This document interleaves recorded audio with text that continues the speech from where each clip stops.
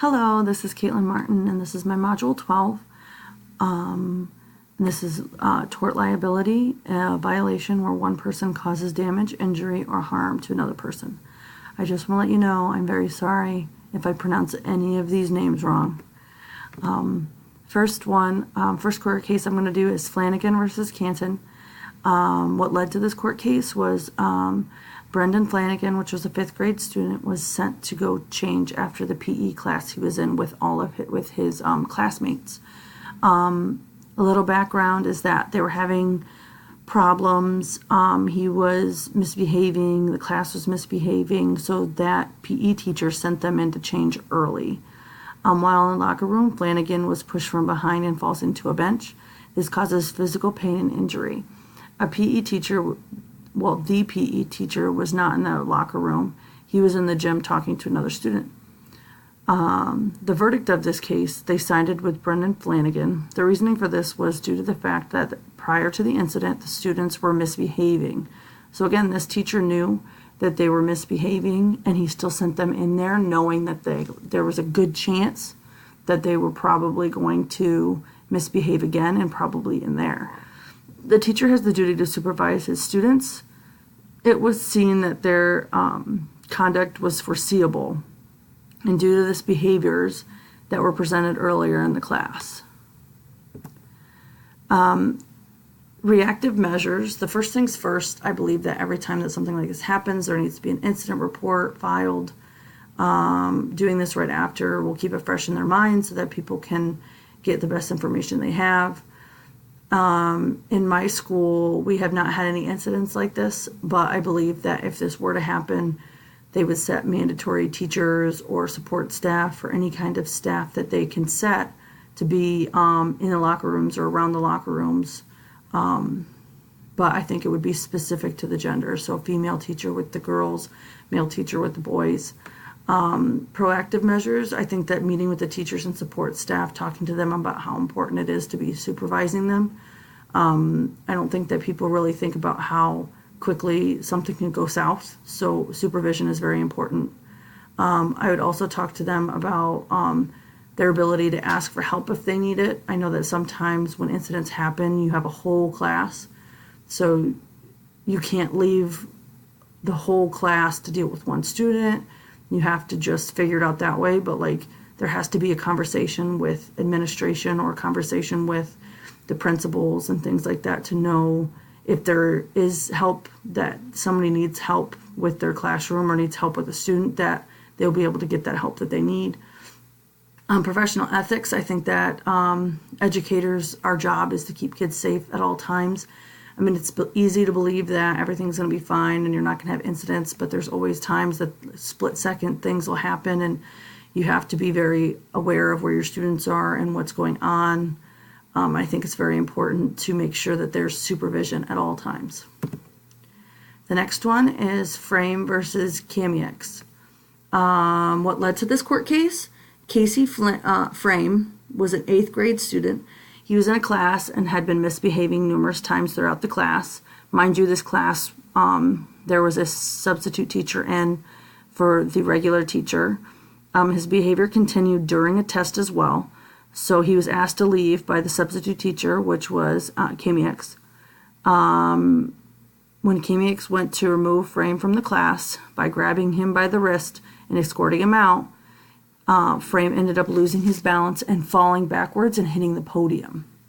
So with the verdict, the court found that it was necessary for Camiex to physically have to remove him from the class. The result still happened even though he had committed battery. So the court still decided that it was necessary for this teacher to remove that student, even though battery happened. The court came to the agreement that his actions were justified. Reactive measures, again, I think there needs to be an incident report. I believe that the school needs to back the teachers. My school is one that believes that it's almost like innocent until proven guilty. They're gonna really back the teachers until there's something that's shown or proved that they're either in the wrong or something was done wrong. So with proactive measures, I believe that it's a well-structured classroom would be very beneficial. I think there needs to be information left for substitute teachers that would allow them to understand what needs to happen if this were to arise. There needs to be information on students, especially if this is a student that is constantly misbehaving and is something that the regular ed teacher sees or the regular teacher sees. I believe that if this happens, there needs to be a process of being able to figure out getting a hold of somebody that can help remove the student instead of the substitute having to remove the student himself. The professional ethics, I believe that we need to keep our students safe. We need to keep integrity, and we need to have accountability. Johnson versus School District of Millard in 1993. What led to the court case was Robbie Johnson, a first grade student, was playing around and singing a song, London Bridge is Falling Down, in music class. When singing the song, they were linked up by the arms. They were taught how to do it by linking up with two other students. All of the students were told about how they need to be careful, not to swing too hard and not to mess around. After the directions were given, the teacher let them play on their own. Robbie Johnson stated that he was swinging around too fast and it was very rough while he was linked with another student. When the student let go, Johnson flew into a bookshelf and split his head open. This ended up causing him having to get 50 stitches. But there was no way of telling if the instructor was paying attention or not, but Johnson testified that the instructor was writing on the board at the time of the incident. The verdict of the court believed the fact that the instructor actually their actual instruction for the first grade students on how to play the game. So he gave the instruction. Well, they gave the instruction. And then they didn't give supervision after giving instruction, especially because these kids are 6. So you can't take your eyes off of them, especially when you teach them a game that you know that if you had to explain messing around and don't swing too hard, there's a chance that they would do those things. The court found that this was negligent supervision. Johnson was awarded $1,226.10 for medical expenses, $15,000 for permanent disfigurement due to the stitches and everything that happened with his head, and finally $5,000 for the pain and suffering. The school later appealed this ruling. The reactive measures: students should be taken to the nurse and to the doctors immediately. Incident report needs to be filled out. School administration would, my view of it is my school administration would talk to the teacher and explain to them what went wrong, how they should have handled the situation.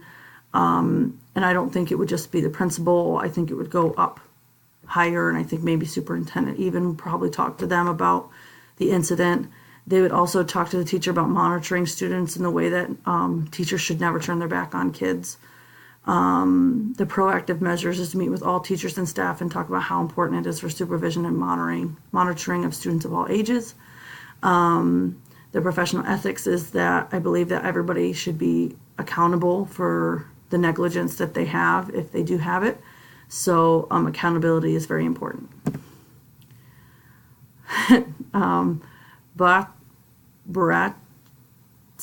Bratic and Millard School District. What led to the court case? David was a 9th grade student who was struck in the head by a golf club while he was in PE class.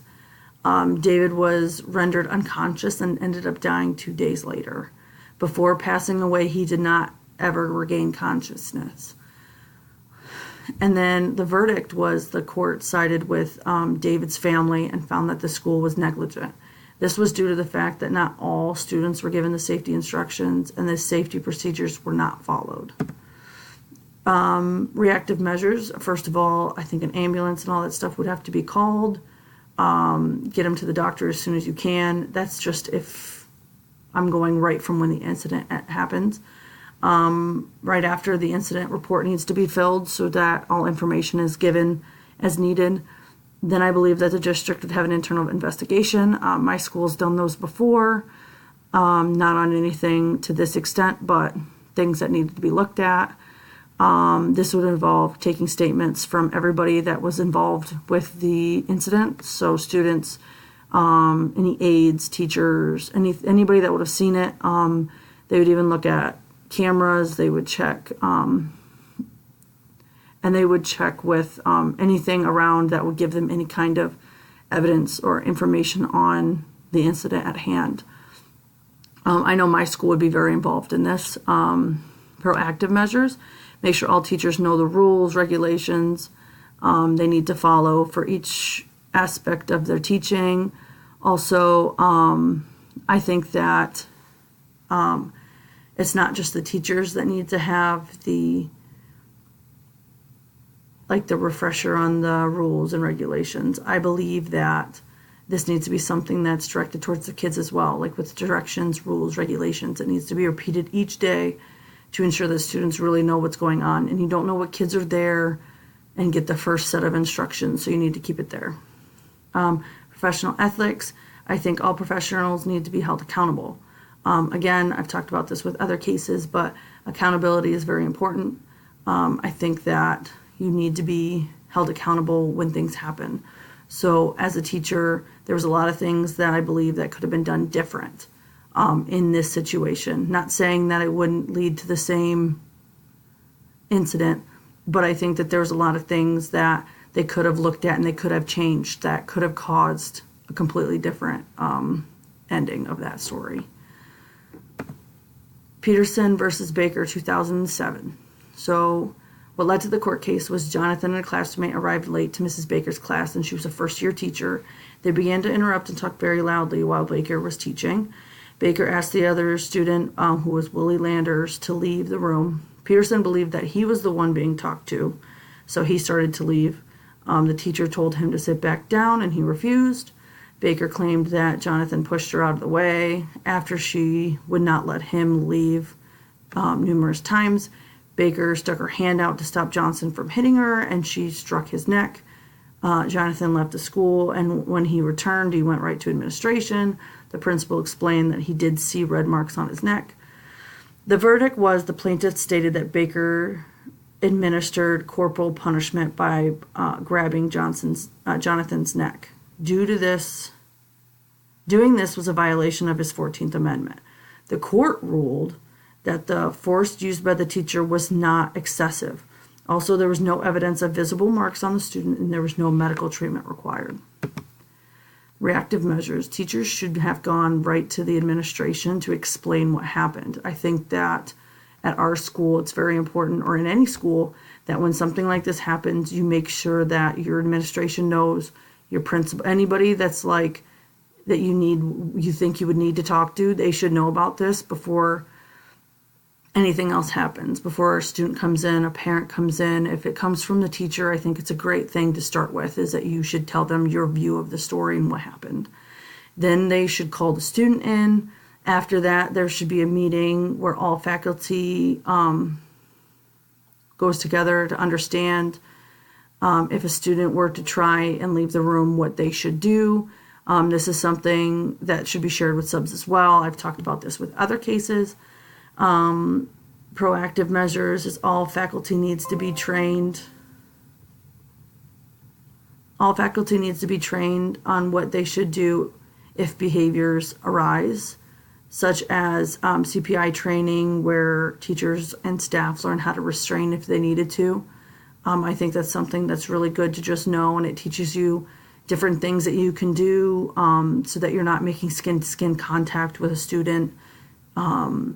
I'm glad that I know it.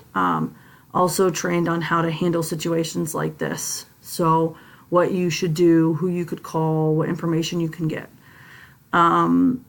Professional ethics, again, I think that accountability is important. Again, I think that I don't think that people really view accountability as high as it really should be. I think you need to be accountable for your actions, even though you might not be fully in the wrong, or you might be in the right, but you need to be accountable for what happened. And that's the end of my